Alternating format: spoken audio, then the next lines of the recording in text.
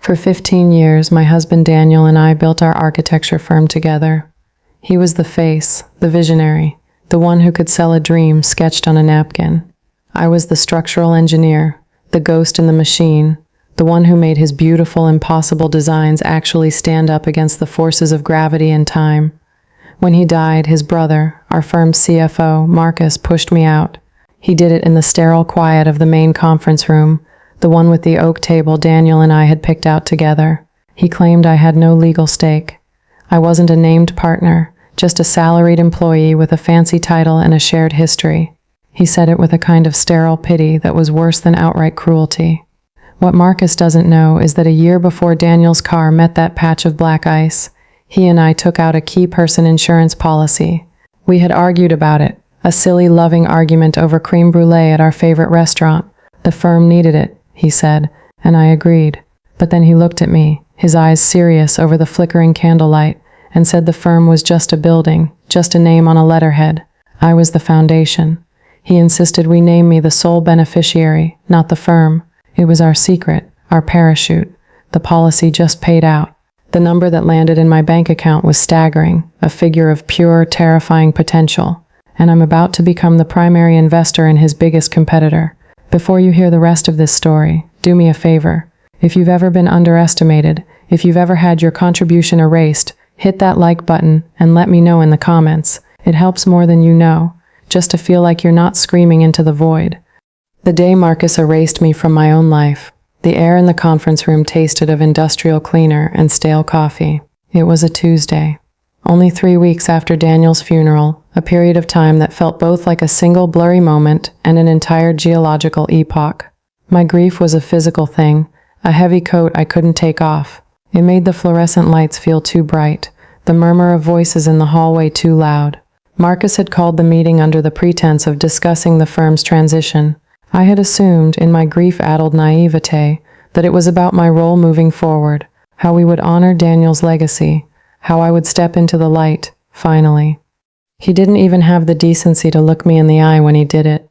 He just shuffled papers, his polished fingernails tapping a nervous rhythm on the glossy surface of the table. He spoke in the detached, bloodless language of corporate finance, restructuring, shareholder value, fiduciary duty. The words were like smooth, polished stones he dropped into the silence between us. He said, with a sigh that was meant to convey deep regret, that the partnership agreement was ironclad. Miller Vance Architecture was a legal entity with 2 named partners, Daniel Miller and his father, who had retired years ago but never formally relinquished his share, a share Daniel had inherited. I was, in the cold, black and white language of the law, a high-level employee, an asset but not an owner. My name wasn't on the door. It wasn't on the founding documents. It was on every single structural blueprint for the last 15 years. It was etched into the steel skeletons of a dozen skyscrapers that define the city's skyline. My calculations were the silent, invisible reason that concert halls didn't collapse and bridges didn't sway. Daniel used to joke that he drew the poetry, and I wrote the physics. Without the physics, poetry is just vapor. Marcus slid a folder across the table. It was a severance agreement. Generous, he called it. 6 months' salary. A glowing letter of recommendation he'd already drafted. It was an insult wrapped in a compliment, a dismissal disguised as a kindness. He was giving me a gold watch for a career I had no intention of ending. I didn't open the folder. I just looked at his hands. Soft, uncalloused hands that had never held a T-square or run a stress simulation. Hands that had only ever counted other people's money. My money. Daniel's money. The money we had built from nothing. I felt a strange calm settle over me, a chilling clarity that cut through the fog of my sorrow. It wasn't anger, not yet. It was the quiet hum of a machine powering on. I see now, he said, his voice softening with that false empathy that was his trademark, that this is a difficult time for you, Elena. The firm needs stability. It needs a clear line of succession. The board agrees. It was the first I'd heard of a board. Daniel and I were the board. His father was a silent partner who was more interested in his golf handicap than our profit margins. This was Marcus, creating a reality and then citing it as evidence. I finally met his gaze. I let the silence stretch, letting him stew in it. I watched the confidence in his eyes flicker, replaced by a flicker of something else: annoyance, impatience. He wanted this to be a clean, swift execution. He wasn't prepared for resistance, however passive. I finally spoke, my voice lower than I expected, steadier than I felt. "And what is my stake in this firm, Marcus?"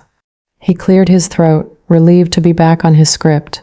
"Legally, Elena, you don't have one. Daniel should have formalized it. It's a tragedy, really, an oversight." He was trying to frame it as Daniel's failure, a loose end my brilliant, chaotic husband had forgotten to tie up. But I knew the truth.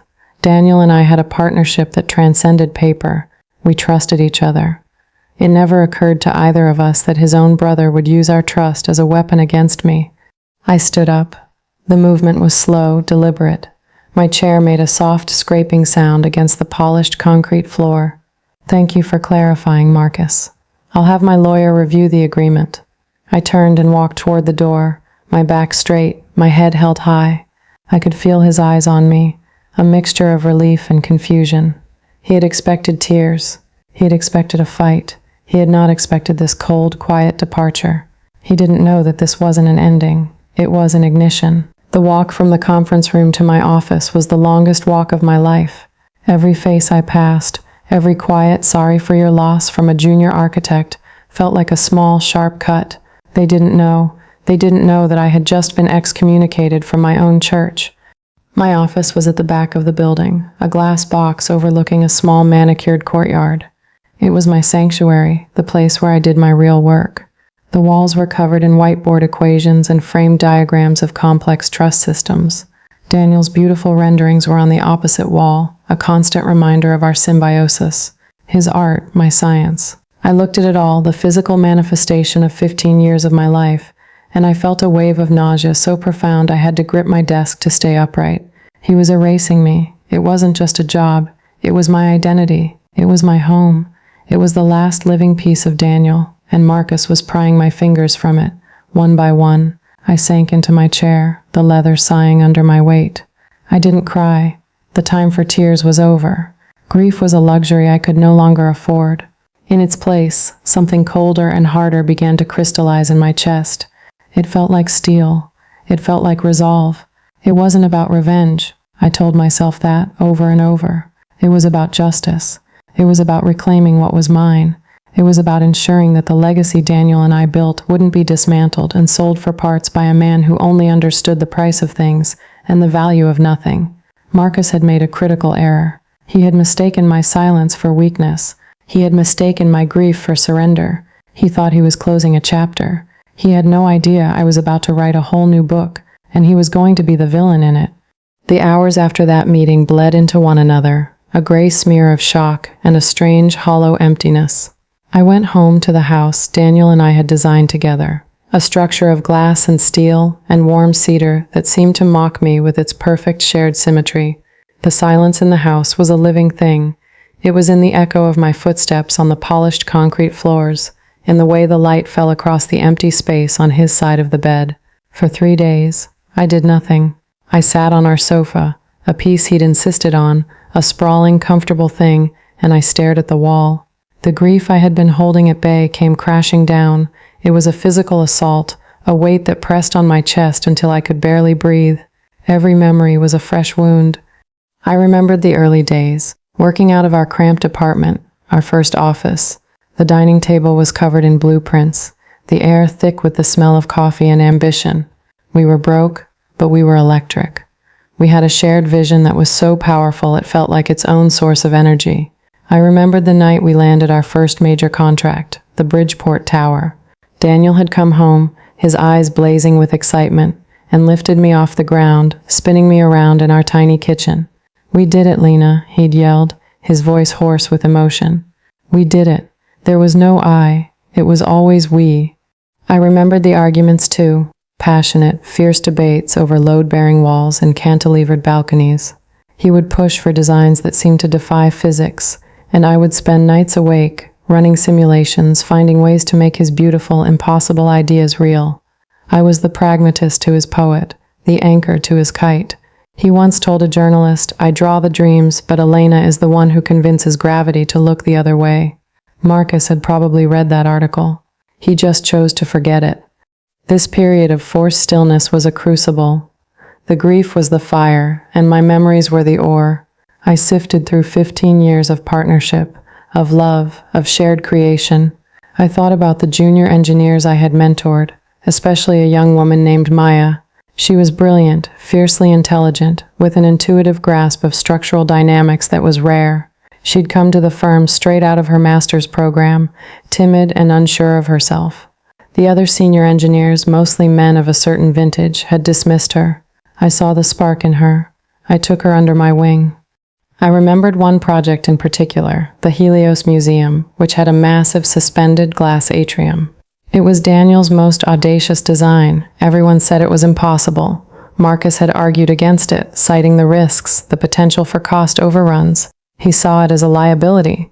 I spent 3 months in my office, sometimes sleeping on a cot, working with Maya, running countless models. We developed a novel system of tension cables and tuned mass dampers, a solution so elegant and efficient it ended up winning us an industry award. On the day of the final structural sign-off, I let Maya present our findings to the client. I stood at the back of the room and watched her, poised and confident, as she walked them through our work. The pride I felt in that moment was immense. It was the pride of a creator, but also of a teacher. After the meeting, she came to my office, her eyes shining. "Thank you, Elena. No one's ever trusted me like that before." I told her, "Trust is something you earn, Maya, and you've earned it." That was the foundation I built, not just of steel and concrete, but of people, of loyalty, of respect. And as I sat there in the crushing silence of my home, that memory became a flicker of light in the darkness. The breakdown was a slow, quiet implosion. It wasn't screaming or breaking things. It was the chilling realization that the life I had known was a ghost. The firm, our firm, was now a hostile territory. The future I had envisioned with Daniel was gone, and the past we had built was being systematically erased. I was adrift. For a moment, a single terrifying moment, I understood why people just give up. The fight seemed too large, the opponent too entrenched. Marcus had the legal documents, the corporate structure, the board he'd manufactured. What did I have? A handful of memories and a severance check I refused to cash. The turning point, the catalyst, came on the 4th day. It was a Thursday. The mail arrived, and in it was a thick, formal-looking envelope from an insurance company. My hands trembled as I opened it. I knew what it was, but seeing it in black and white was another thing entirely. It was the formal notification that the key person policy had been processed and the claim was approved. The check would be wired to my personal account within 10 business days. I stared at the letter, the dry corporate language a stark contrast to the memory of the night Daniel and I had decided on this. We were at our favorite Italian place, celebrating our 10th anniversary of founding the firm. He'd been in a reflective mood.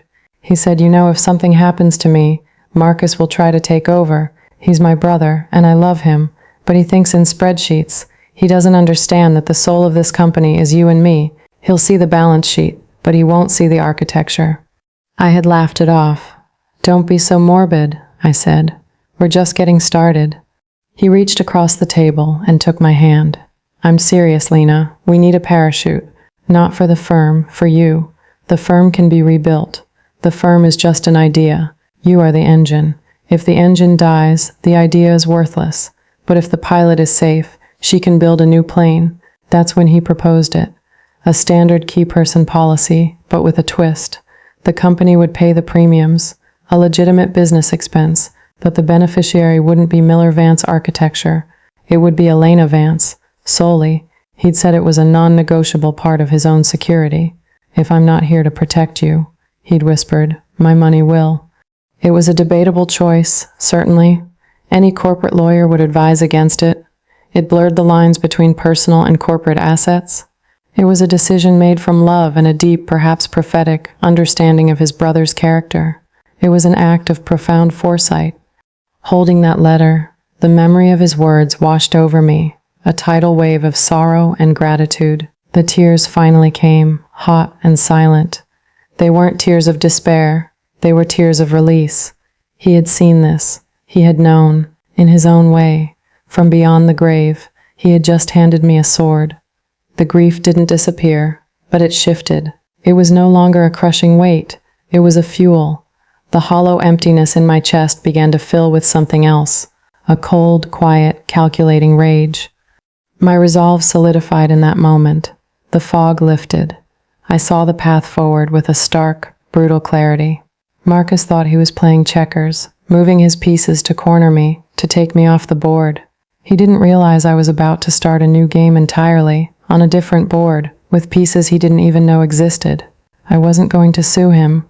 A lawsuit would be messy, public, and would drag on for years, draining my energy and my resources. It would be a fight on his turf, by his rules. No, my revenge, my justice, would be silent. It would be elegant. It would be a masterpiece of structural demolition.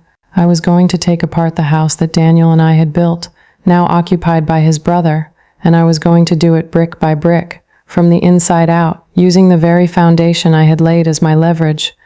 The first call I made was not to a lawyer. It was to Maya.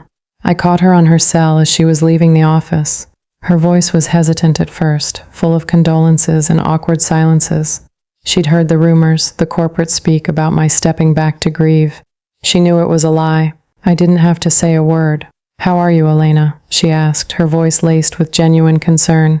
"I'm starting a new project," I said, my voice steady, "and I need a brilliant engineer I can trust." The silence on the other end of the line was short. Then she said two words that sealed Marcus's fate. "I'm listening." The fire was lit. The plan was beginning to form. The plan wasn't born in a flash of inspiration. It was engineered, piece by piece, in the quiet solitude of my home office, which now felt less like a tomb and more like a war room. The first step was understanding the weapon Daniel had left me. The insurance payout was a significant sum, enough to be a powerful tool, but not enough to wage an all-out corporate war on my own. It had to be used as a scalpel, not a sledgehammer. For a week I did nothing but research. I became a student of my own industry, but from the outside in, I analyzed our competitors, their financials, their project pipelines, their key personnel. I was looking for the perfect vehicle for my investment, not just a place to park my money, but a place that could become a strategic asset. That's when I zeroed in on Horizon Structures. They were our biggest rival, but in a very specific way. Miller Vance, under Daniel's leadership, was known for high-concept, avant-garde designs. We were the rock stars. Horizon was the opposite. They were known for their impeccable execution, their technical prowess, their on-time, on-budget delivery. They were the engineers' firm. Their founder and CEO, a man named Julian Croft, was a legend in the field, a structural engineer by training, who had built an empire on the bedrock of competence. They rarely won the splashy design awards, but they always won the trust of the big money clients, the ones who valued certainty over spectacle. In short, they were everything I represented, and everything Marcus was not. I had met Julian Croft a few times at industry conferences. He was a quiet, intense man with eyes that seemed to see right through the bluster and sales pitches. I remembered a conversation we'd had over stale pastries and lukewarm coffee at a conference in Chicago. He had complimented me on the Helios Museum atrium. He hadn't praised the beauty of it. He had praised the technical solution. He said that cable damper system was a work of genius. "You cheated gravity, Miss Vance." He called me Miss Vance, not Daniel's wife. He saw me. That memory was a critical data point. The subplot of my quiet rebellion began with Maya. She became my inside source, my field operative. Our conversations were clandestine, conducted over encrypted messaging apps. At first, she just fed me information out of loyalty. She told me how things were at the office. Morale was plummeting. Marcus, in his infinite wisdom, had decided to implement a series of cost-cutting measures. He'd canceled the Good Coffee subscription, cut the travel budget for site visits, and instituted a new draconian system for tracking billable hours. He was managing the firm like a widget factory, completely oblivious to the fact that architecture is a creative enterprise fueled by passion and collaboration. He was also trying to fill my role. He'd brought in a senior engineer from an outside firm, a man with a decent resume but a reputation for being a bully. Maya told me he'd tried to optimize my design for the new municipal library project, a project I had poured my heart into before Daniel's death. He'd proposed replacing a complex but elegant curved steel support with a clunky, cheaper concrete pillar, claiming it would save 2% on material costs. He didn't understand that the curve was the entire point of the design. It was what made the space breathe. It was poetry. He was trying to turn it into prose. Maya had fought him on it, using the calculations and simulations I had taught her to prove that the change would compromise the building's aesthetic integrity and long-term stability. She won the argument, but she earned the man's enmity. She told me this, not as a complaint but as a report. The resistance was already starting, organically. It was through Maya that I began to see the full scope of Marcus's incompetence. He was a CFO playing at being a CEO. He understood numbers on a page, but he didn't understand the people who generated them. He didn't understand that the true value of Miller Vance wasn't its name or its client list. It was the institutional knowledge and the collaborative culture that Daniel and I had painstakingly built over 15 years. He was stripping the company for parts and didn't even realize he was throwing away the engine. While Maya was my intelligence network, I was preparing for my offensive. The insurance money arrived, a dizzying string of numbers in my bank account. It felt unreal, a weight of responsibility that was both terrifying and exhilarating. I didn't touch it, not yet. I spent 2 weeks with a team of forensic accountants and corporate lawyers, the best I could find. I paid them a hefty retainer to do a deep dive into Horizon structures. I wanted to know everything: their debt load, their ownership structure, their hidden liabilities, their growth potential. It was an expensive and time-consuming process, but I was an engineer. I believe in due diligence. I measure twice and cut once. The reports came back, and they were better than I could have hoped. Horizon was solid, profitable, and respected, but they were also at a crossroads. Julian Croft was nearing retirement age. He had no clear successor. The firm was ripe for a capital injection, for a new strategic partner who could help them move to the next level, to start competing for the high-profile, design-forward projects that had been Miller Vance's bread and butter. They had the technical skill. They just needed the vision. They needed a bridge between their world and Daniel's. I was that bridge. This is where the debatable logic comes in.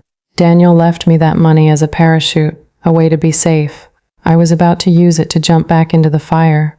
I could have taken that money and disappeared, bought a villa in Italy, learned to paint, and lived a quiet life. That would have been the logical, self-preservationist choice. But the thought felt like a betrayal of Daniel, of our work, and of myself. It wasn't about revenge. I kept telling myself that. It was about legacy.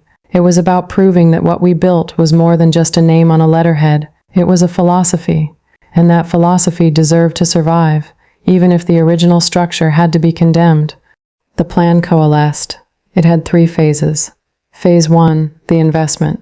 I would approach Julian Croft not as a grieving widow looking for a job, but as a strategic investor with a significant amount of capital and an unparalleled understanding of his direct competitors' weaknesses.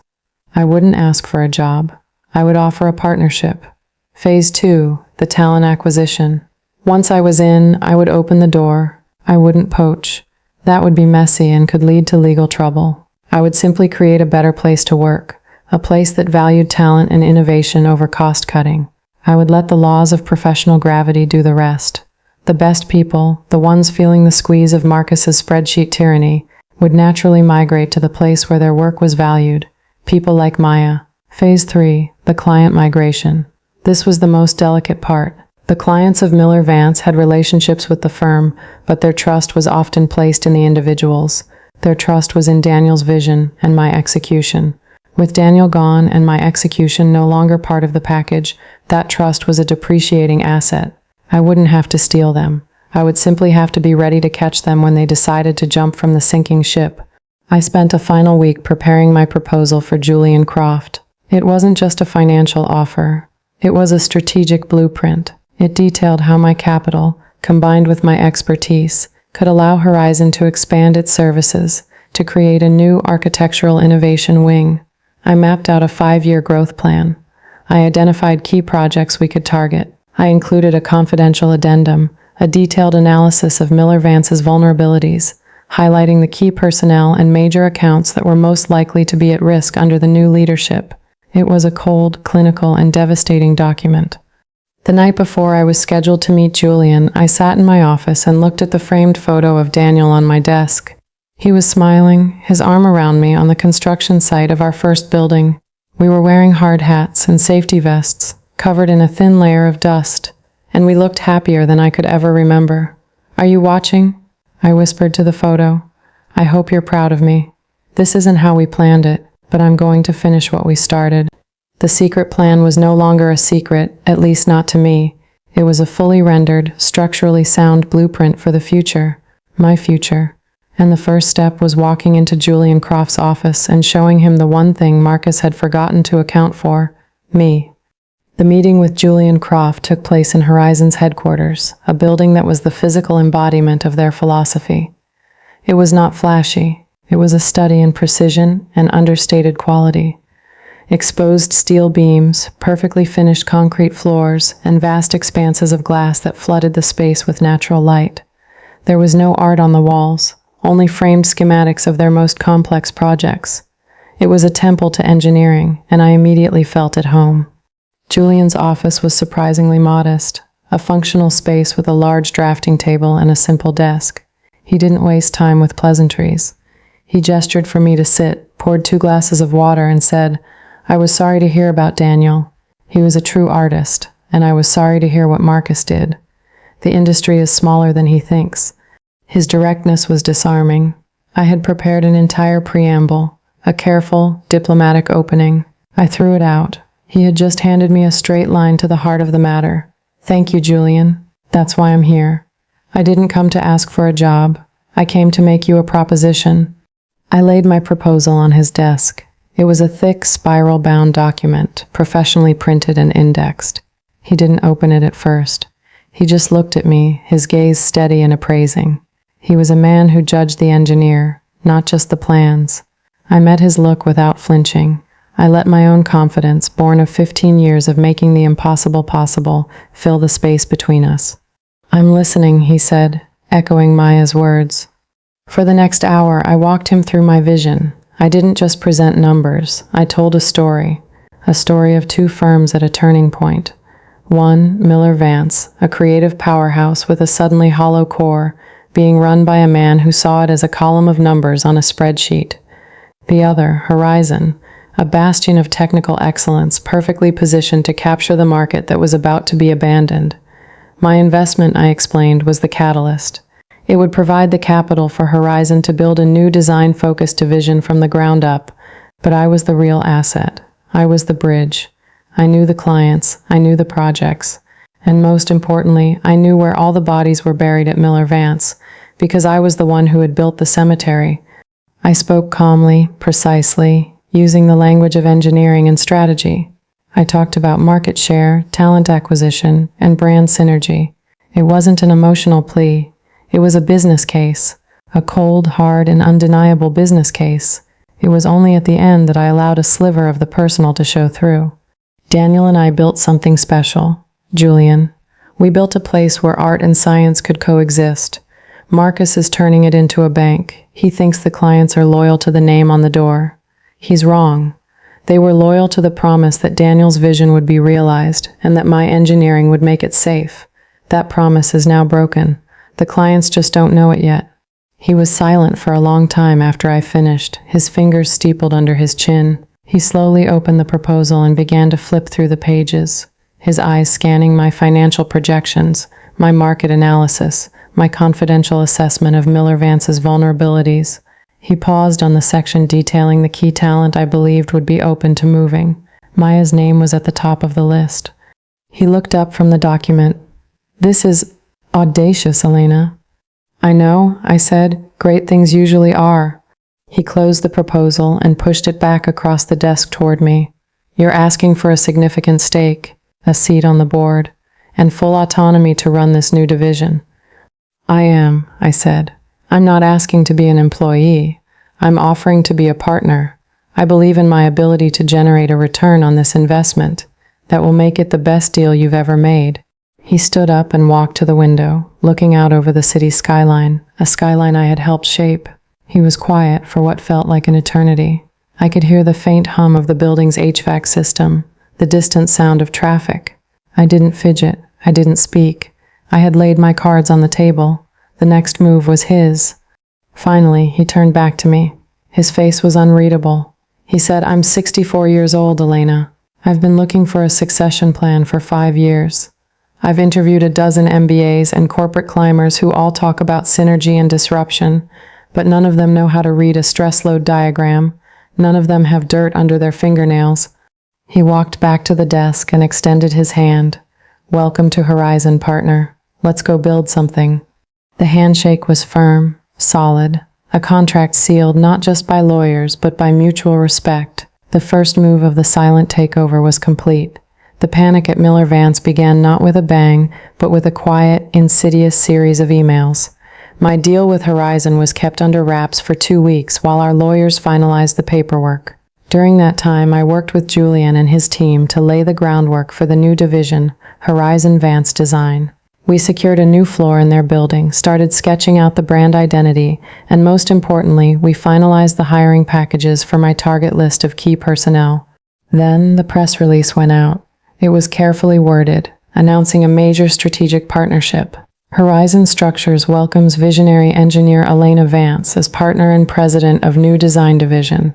It mentioned my key role in landmark projects like the Helios Museum and the Bridgeport Tower. It didn't mention Miller Vance by name, but it didn't have to. The subtext was a cannon blast. According to Maya, the news hit the Miller Vance office like a shockwave. Marcus had apparently been crowing for weeks about how smoothly the transition was going. He had no idea. Maya said he saw the press release on a trade news site and his face went white. He immediately called an all-hands meeting. He tried to spin it. He told the staff that I had decided to pursue a different path, that he wished me well. He painted it as an amicable parting of ways, a footnote in the firm's history. But the panic was visible in his eyes, in the sweat beading on his forehead. The first email I sent was to Maya. It contained only 3 words. The door is open. That was the signal. The next morning, Marcus arrived at the office to find 4 resignation letters on his desk. Maya's was on top. Following her were the 2 other senior engineers I had personally mentored and the head of our 3D modeling department. It wasn't a mass exodus. It was a surgical strike. I hadn't taken a random assortment of employees. I had taken the entire brain trust of the structural engineering department. I had taken the people who knew how to turn Daniel's beautiful drawings and my complex solutions into buildable plans. The panic at Miller Vance escalated from a quiet hum to a shrieking siren. Marcus was left with a team of junior draftsmen and the new optimized senior engineer he had hired. The firm's ability to execute complex work had just been crippled overnight. The real fallout, however, came from the clients. The first to call was the development group behind the new municipal library, the project I had been so passionate about. They had seen the press release. They were concerned. They had signed on for a Daniel Miller design executed by Elena Vance. Now they had neither. Marcus tried to reassure them, promising that his new team was more than capable. He was so arrogant, he didn't understand that for clients on a $100 million project, capable isn't good enough. They need certainty. They need the best. I didn't call them. I didn't have to. 2 days after the resignations, their lead developer called me directly, on my personal cell. He didn't beat around the bush. Elena, he said, we have a problem. Our contract has a key person clause tied to you and Daniel. With you gone, we have grounds to terminate. We don't want to. We want the building you designed. Can you still build it? I smiled. My lawyers had already reviewed that contract. I knew about that clause. It was my hidden leverage. I can, I told him. My new team at Horizon Vance is ready to start immediately. Let me send you our proposal. It will be the same design, the same engineering philosophy, but with the backing of the most respected technical firm in the industry. The dominoes began to fall. One by one, Miller Vance's largest clients started calling, expressing their concerns. They all had similar stories. They had been sold a promise, and the key components of that promise were now gone. Marcus scrambled. He made frantic calls. He offered fee reductions. He promised the moon, but he was selling an empty box. He had the brand name, but he no longer had the product. The trust was gone. It had walked out the door with me. The silent takeover was no longer silent. It was a roar that was echoing through the entire industry. Marcus thought he had pushed me out of my home. He was about to find out I had just taken the whole building with me. The power shift was not a single event, but a rapid, cascading failure within the walls of Miller Vance architecture. It was like watching a time-lapse video of a building demolition. First, the key supports are removed, and for a moment the structure still stands, seemingly intact. Then, with a groan, the cracks appear, and the entire edifice collapses in on itself. I was the one who had placed the charges, but it was Marcus's own arrogance that pushed the plunger. The client exodus began in earnest the week after the library project officially moved to Horizon Vance. The news of that move was the final confirmation the market needed. It proved that my new venture wasn't just a press release. It was a viable, powerful entity capable of handling the city's most prestigious projects. The second major client to defect was a hotel group for whom we had designed a breathtaking resort in the Caribbean. The project was halfway through the design development phase. They didn't even bother giving Marcus a chance to salvage the deal. They sent a termination letter via courier, citing a breach of confidence in the firm's ability to execute, and their lawyers were in touch with mine by the end of the day. Maya, now my director of engineering, was my source of battlefield intelligence. She told me the atmosphere at the old firm was toxic. The remaining staff were either terrified for their jobs or actively looking for an exit. The bully of an engineer Marcus had hired to replace me was in way over his head, making promises to clients that the skeleton crew of junior architects couldn't possibly keep.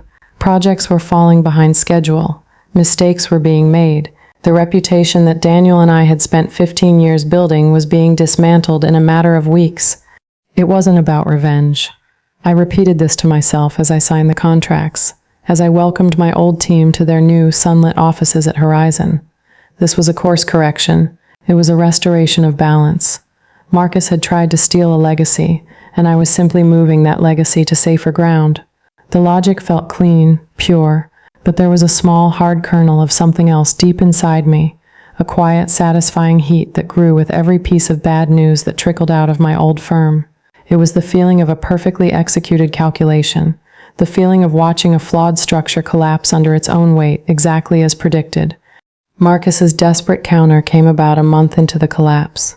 He must have finally realized that his attempts to patch the holes in his sinking ship were futile. He called my personal cell phone. I was in a design meeting with Maya and Julian, sketching out a new concept for the library's entrance.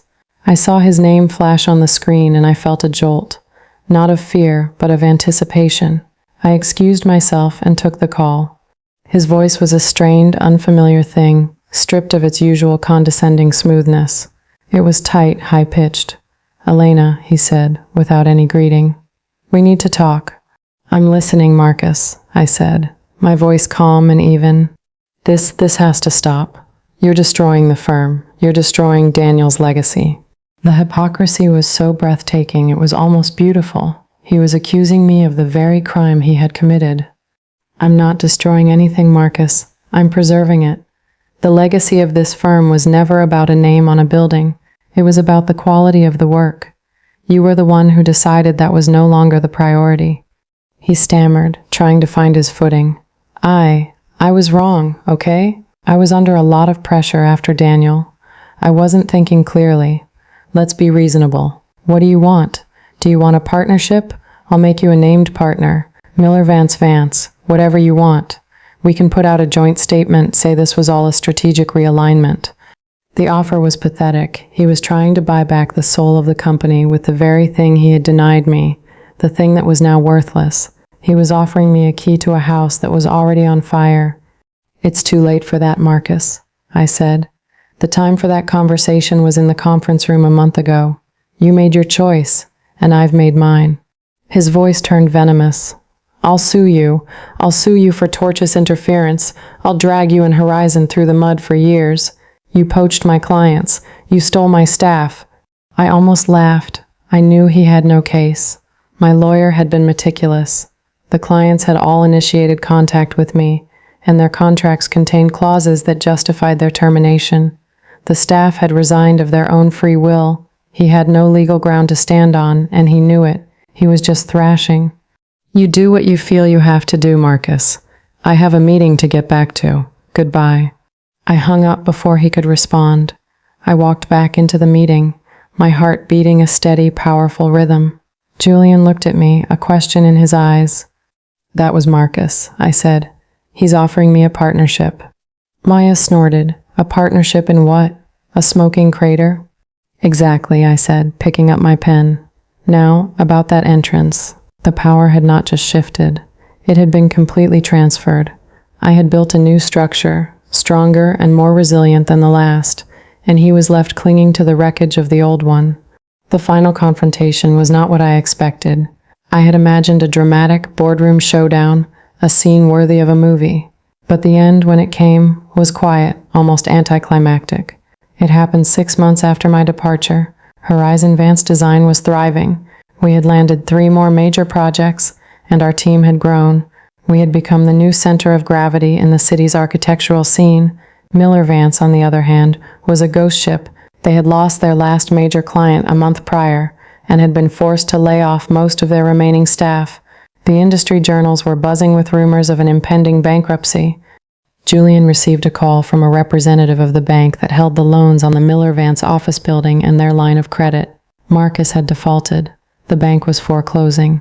They were looking for a buyer for the firm's assets, which at this point were little more than the brand name, the office furniture, and the remaining lease on their building. The representative wanted to know if Horizon was interested. It was a fire sale. Julian came to my office and told me the news. He looked at me, a wry smile on his face. Poetic justice, wouldn't you say? I didn't feel a surge of triumph. I just felt a profound sense of closure, a quiet, deep satisfaction. It was over. 2 days later, I was walking back from a lunch meeting when I saw him. Marcus. He was standing on the sidewalk across the street from my new office building, the Horizon Tower. He was just staring up at it. He looked diminished. His expensive suit seemed to hang off his frame. His shoulders were slumped. He looked older, tired, defeated. I almost kept walking. What was there to say? But something compelled me to cross the street. Some need to close the circle. He didn't see me approach until I was standing right in front of him. He flinched, his eyes wide with a mixture of shock and shame. "Elena," he whispered. "Hello, Marcus," I said. My voice was gentle. There was no anger left. There was nothing left but a kind of pity. He gestured vaguely up at the gleaming glass and steel tower. This is where you are now." "Yes," I said. He shook his head slowly, a look of genuine painful confusion on his face. "I don't understand. How did you do this?" It was the question of a man who still believed the world operated according to his rules, on his spreadsheets. He was looking for a formula, a loophole I had exploited. He couldn't comprehend the real answer. "You made a mistake, Marcus," I said softly. "You thought the firm was the contracts and the balance sheet. You thought the value was in the name on the door. But the value was never in the firm. It was in the people. You pushed out the foundation, and you were surprised when the house fell down. It really is that simple." I used his own words against him, the words he had used to dismiss me. It wasn't a shout, it was a quiet echo. I saw the understanding finally dawn in his eyes, a flicker of the devastating truth he had ignored. He had been so focused on my legal stake, he never once considered my actual worth. He opened his mouth to say something, but no words came out. He just stared at me, a man completely and utterly undone by his own miscalculation. "I wish you well, Marcus," I said, and I meant it. His failure was no longer my concern. I turned and walked away, back across the street toward my building, my company, my future. I didn't look back. I didn't need to. The new reality was in front of me. I was no longer the ghost in the machine. I was the architect of my own world, standing in the sunlight. The vindication was not in his defeat, but in my own creation. I had not only survived, I had built something better. Today, my name is on the door. It's etched in brushed steel right below the Horizon logo, Horizon Advanced Design. It's a small thing, a name on a wall, but it feels like a mountain. It's a testament not to a victory but to a truth. The truth that value isn't created by titles or legal documents. It's created by skill, by passion, and by the indelible mark you leave on the world and on the people you work with. My office is on the corner of the 45th floor. It has a view that stretches all the way to the ocean. On my wall there isn't a picture of Daniel. Instead, there's a framed blueprint. It's the original structural plan for the Helios Museum, the one with my signature, and right below it Maya's from her first major project. It's a reminder of where I came from, but also a symbol of what I believe in, that true legacy isn't about what you own, it's about what you build and who you build up along with you. We absorbed what was left of Miller Vance for pennies on the dollar. We didn't do it for the name or the assets. We did it for the archives, for Daniel's drawings. I have them all now, his beautiful, impossible sketches stored safely. They are a part of my history, a part of my heart, but they are not my future. My future is the team I have assembled here. It's Maya, who is now one of the most respected chief engineers in the country. It's the brilliant young architects we've hired, the ones who come to work every day excited to push the boundaries of what's possible. I want to be clear about something. I've told myself over and over that this wasn't about revenge, and in the purest sense it wasn't. I never set out to destroy Marcus. I set out to build something for myself. His destruction was just a consequence, a byproduct of his own choices. But I'm also human, and there is a quiet, profound satisfaction in knowing that the man who told me I had no legal stake, who tried to erase me from my own story, now has to see my name on the skyline every single day. So now I want to talk to you, to anyone out there who has ever been made to feel invisible, anyone who has had their work claimed by someone else, who has been told they are a supporting character in their own life. Your worth is not determined by the people who refuse to see it. It is not defined by a title, a job, or a name on a partnership agreement. It is inherent. It is in your hands, in your mind, in the work you do when no one is watching. Do not wait for someone to give you permission to be powerful. Do not wait for them to recognize your value. Sometimes the only way to win is to stop playing their game, on their board, by their rules. Sometimes you have to build your own board, and in the process build your own world. It's terrifying. It's the hardest thing you will ever do. But the view from the top of something you built yourself is worth every single moment of the struggle. Thank you for listening to my story. If it resonated with you, if you've ever felt that fire of injustice, please hit that subscribe button and join our community. Share this video with someone who needs to hear it, and leave a comment below. Tell me about a time you had to build your own foundation. Your stories matter. They remind all of us that we are not alone, and that even when it seems impossible, we have the power to build a new reality.